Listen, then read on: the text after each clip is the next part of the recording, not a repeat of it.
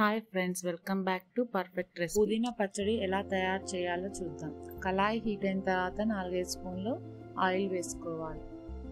మీ కారానికి తగినన్ని పచ్చిమిరపకాయలు వేసుకోవాలి. నేనైతే ఇక్కడ 10 పచ్చిమిరపకాయలని మధ్యలో కట్ చేసి వేసుకున్నాను.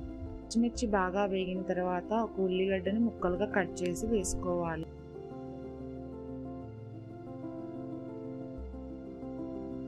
కప్పు పుదీనా వేసుకొని పచ్చివాసనంతా పోయేలాగా కలుపుకుంటూ వేయించాలి.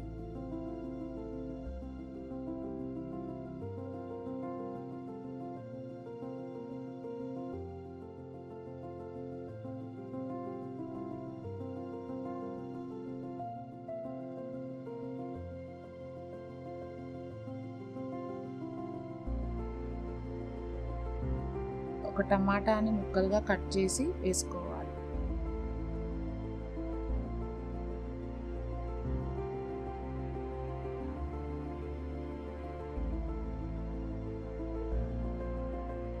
ఒక రెబ్బ కరివేపాకు వేసుకోవాలి.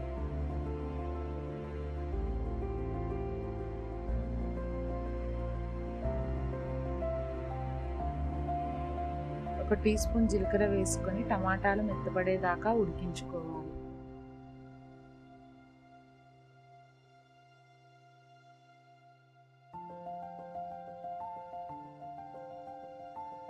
నాలుగైదు వెల్లుల్లి రెబ్బలు వేసుకోండి. 2 ఇంచుల చింతపండు ముక్కను కూడా వేసుకోండి.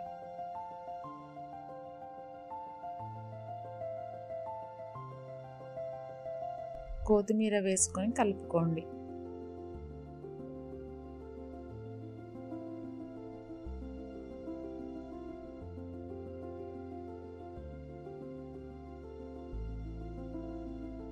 మీ రుచికి తగినంత ఉప్పు వేసుకోండి.